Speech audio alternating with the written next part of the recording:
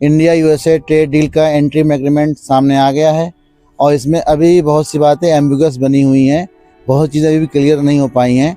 जो मैंने पिछली वीडियो में कुछ बातें उठाई थी वो अभी भी उसका जवाब सरकार ने दिया है, लेकिन अभी उसमें बहुत ही बातें क्लियर नहीं हुई हैं कि जैसे गवर्नमेंट ने कहा है कि फार्मर्स का नुकसान नहीं होगा, एग्रीकल्चर का नुकसान नहीं होगा और यूएसए की एंट्री एग्रीकल्चर में नहीं हो रही है। हालांकि ऐसा नहीं है। ये पहली ट्रेड डील है, पहली बार ऐसा हुआ है इसमें एग्रीकल्चर को शामिल किया गया है और हालांकि कुछ प्रोडक्ट्स पर रोक लगी है तो इस तरीके से और उन्होंने सफाई दी है।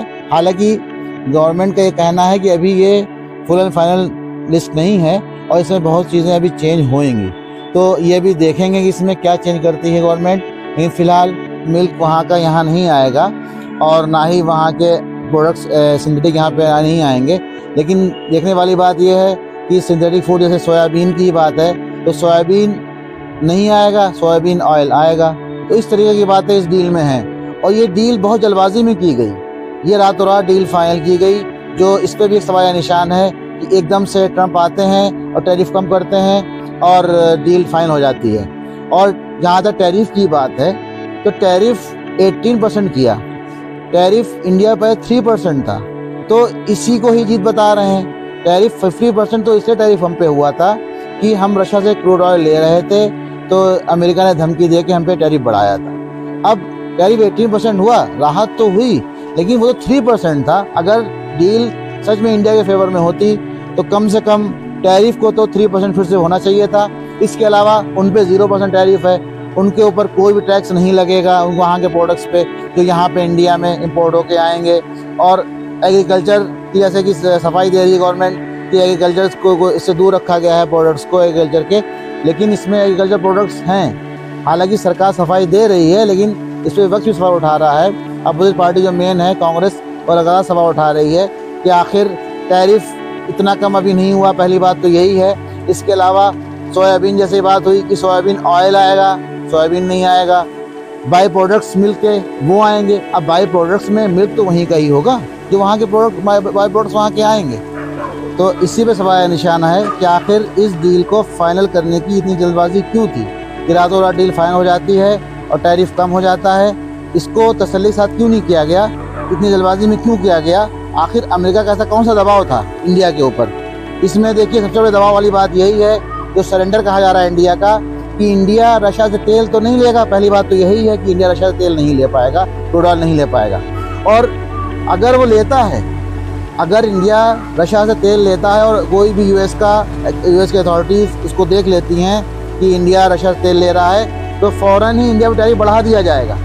तो ये तो हम पे निगरानी कर रहे हैं अमेरिका वाले, हम उनके कंट्रोल में हैं, तो ये कैसा देश हित है? तो इस पर सवाल निशान है कि आखिर हम इतना क्यों दब के काम कर रहे हैं। रशिया हमारा अच्छा हमेशा से दोस्त रहा, यूएस तो कभी इधर कभी पाकिस्तान की तरफ चला जाता है, कभी इधर चला जाता है, लेकिन रशिया ने हमेशा हमारा साथ दिया और रशिया के साथ हमारे संबंध हमेशा अच्छे रहने चाहिए थे। तो इस डील में ये भी कीमत चुकानी पड़ेगी कि हमको रशिया से संबंध अपने ख़राब हो सकते हैं, तो ये बात भी सामने आ सकती है और देश को इसका नुकसान झेलना पड़ सकता है। गवर्नमेंट के भी जो स्पीकर्स हैं वो भी यही कह रहे हैं कि अभी बहुत चीज़ें आना बाकी हैं, अब कितने दिन लगेंगे इस डील को फाइनल होने में। जब सवाल पूछा गया इस डील के बारे में फॉरेन मिनिस्टर जयशंकर से तो वो बोले कि कॉमर्स मिनिस्टर पीयूष गोयल से पूछिए। जब उनसे पूछा गया उन्होंने कहा जयशंकर से पूछिए। तो ये क्या हैपन, ये वहाँ हो क्या आखिर, व्हाट इज हैपनिंग? इतने बड़े बड़े कैबिनेट मिनिस्टर्स जो सरकार चला रहे हैं उनको ही डील के बारे में पता नहीं है एक्चुअली में कि डील में आखिर क्या क्या चीज़ें हैं। और लेकिन हालांकि बहुत उनके बयान सामने आ रहे हैं, पीयूष गोयल साहब के बता रहे हैं, सब सफाई दे रहे हैं। फार्मर्स के बारे में भी, वहाँ के जो प्रोडक्ट्स हैं स्पेशली डेयरी प्रोडक्ट्स हैं उनके बारे में सफाई दे रहे हैं कि ऐसा नहीं ऐसा है। लेकिन फिर भी इसमें अभी डाउट्स बने हुए हैं और कांग्रेस लगातार सवाल उठा रही है और कांग्रेस ये कह रही है कि इसमें हो ना हो एप्स्टीन फाइल्स का भी मामला है और अडानी पे जो केस हुए हैं उसका भी मामला है। इसीलिए कांग्रेस कह रही है कि नरेंद्र ने कर दिया आखिरकार सरेंडर। आइए देखते हैं सीधा सवाल के डिबेट के कुछ अंश। चावल, जौ, ज्वार, मक्का, दूध, क्रीम, बटर मिल्क, मक्खन, घी, योगर्ट, सब्जियां, मटर, बीन और मसाले नहीं आने वाले। आप ऐसे ही हल्ला काट रही थी, भेड़िया आया भेड़िया आया। जो तुमको हो पसंद वही बात कहेंगे, तुम दिन को रात कहो तो रात कहेंगे। यही गाना नरेंद्र मोदी जी डोनाल्ड ट्रंप जी के लिए गा रहे हैं। और मैं आपको बता देती हूँ, डिटेल आ गया।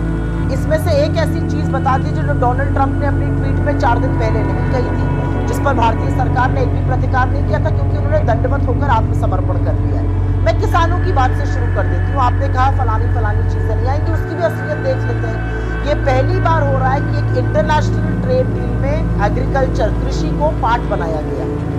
असलियत ये है कि हमारा जो आयात शुल्क है वो फ्रूट, नट्स, ज्वार, सोया ऑयल पे 0 करने हम जा रहे हैं, जो अमेरिका से चीजें आएंगी। कहा जा रहा है मक्का नहीं। ये जो ड्राई डिस्टिलरी ग्रेन है DDG जो लिखा हुआ है एग्रीमेंट में, वो मक्का का ही बाय प्रोडक्ट है। सोया ऑयल आएगा, सोयाबीन नहीं आएगा। ये कौन सा तमाशा है? नाक को इधर से पकड़ो उधर से पकड़ो। अब मैं बात करती हूँ ये जो फाइनल अग्रीमेंट में बाकी शर्तें कही जा रही है। फाइनल अग्रीमेंट की बाकी शर्तों में तो कहीं नहीं कहा गया कि हम GM फूड को बिल्कुल मना कर रहे हैं, या हम जो नॉन वेज आहार पशु लेते हैं उनके दूध को लाने के लिए मना कर रहे हैं। ये डील पूरी तरह से अमेरिका के फायदे के लिए की गई है। आप देख लीजिए अमेरिका के फायदे के लिए क्या क्या और कहा जा रहा है। कहा जा रहा है 0% टैरिफ लगाया जाएगा तमाम चीजों पर। और मैं एक सवाल आपके माध्यम से उठाना चाहती हूँ। अमेरिका के राष्ट्रपति ने अनाउंस किया कि हिंदुस्तान जैसे बड़े मार्केट के दरवाजे वो खोलने जा रहे हैं अमेरिकी किसानों के लिए। ब्रुक रॉलिंस अमेरिका की कृषि सचिव, बल्ले बल्ले होने वाला है अमेरिका के किसानों का। US ट्रेड रिप्रेजेंटेटिव जेमिसन ग्रियर खुशी मना रहे हैं। कैरोलिन लेविट ब्रीफ पर ब्रीफ कर रही है। क्यों नहीं प्रतिकार कर रही है भारत सरकार? कहीं ना ये झूठ बोल रहे हैं, हमारे किसानों पर अब कुछ नहीं। और आपने तो ट्रेड डील आपने बता ही दिया कितनी सब्सिडी अमेरिका के किसानों को मिलती है, 60 लाख, कितनी हमारों को मिलती है 15,000। तो कौन सा कंपटीशन आप करने जा रहे हैं? आप किसानों को तो छोड़िए, आने वाले समय में आपका जो ट्रेड सरप्लस होता था, मैं 2025 का फिगर दे रही हूँ, हमारा टोटल ट्रेड $132 बिलियन, अमेरिका हमारा सबसे बड़ा पार्टनर, $86 बिलियन एक्सपोर्ट करते थे, 46 बिलियन इंपोर्ट करते थे। अब वो कहता है जी नहीं, आप $100 बिलियन इंपोर्ट करिएगा कम से कम इन सब चीजों का। और हम, अरे भैया, हम US को पिछले साल तक 86 बिलियन डॉलर का एक्सपोर्ट करते थे, इंपोर्ट 46 बिलियन डॉलर का करते थे। ट्रेड डेफिसिट हमारे फेवर में, ट्रेड सरप्लस हमारा रहता था $40 बिलियन। अब वो कह रहा है जी नहीं, आप $100 बिलियन का तो कम से कम खरीदिएगा। तो ये ट्रेड सरप्लस ट्रेड डेफिसिट बनने जा रहा है। और मैं फिर से मूल बात पर जाऊंगी, और मूल बात ये है कि 3% से कम का टैरिफ बढ़कर 18% हो गया। उनकी तमाम चीजों को आप 0 पर करने जा रहे हैं। ये कौन सी नहीं, 0 पर नहीं करने जा रहे हैं ना। यही तो पीयूष गोयल समझा रहे हैं। दुनिया भर के इंटरव्यू वो दे चुके हैं, सिलसिला अभी चल रहा है। एज वी टॉक वो और इंटरव्यूज दे रहे हैं। वो कह रहे हैं 0 नहीं है, दूध पर 0 नहीं होगा। हमारे जो डेयरी फार्मर्स हैं उनके इंटरेस्ट प्रोटेक्ट किए जाएंगे। मैं एग्जांपल के तौर पर कह रहा हूं। अभी लंबी फेहरिस्त है, आप इंतजार क्यों नहीं कर सकते? अभी धीरे धीरे और डिटेल आएंगी। अभी तो बड़ा खाका आया है। इसलिए नहीं कर सकते हैं, इसलिए नहीं कर सकते क्योंकि इनकी चिकनी चुपड़ी बातों के पीछे राष्ट्रहित के साथ सौदा किया गया है। मैं थोड़ा सा आगे बढ़ के एक और बात कहती हूँ। हमारे ऊपर 25% टैरिफ तो लगाया गया था क्योंकि हम रूसी तेल खरीदते थे। हमारा सारा कच्चा तेल का 40% हम रशिया से खरीदते थे, जो सबसे सस्ता तेल था। हमने कहा हम वो नहीं खरीदेंगे, वो 25% हटा दिया गया। लेकिन हटाते वक्त जो शब्दावली का प्रयोग हुआ है वो नित्यान बहुत खेदजनक है। हमारी संप्रभुता पर, हमारी सॉवरेनिटी को ललकारता है। उसमें कहा गया है कि US secretary of commerce with US secretary of treasury और उनके कई अधिकारी अगर ये पाएंगे कि हम तेल खरीद रहे हैं तो हमारे ऊपर फिर से टैरिफ, हमारे ऊपर निगरानी अमेरिका, यह उनकी संप्रभुता। सबका नाम बता देता हूँ।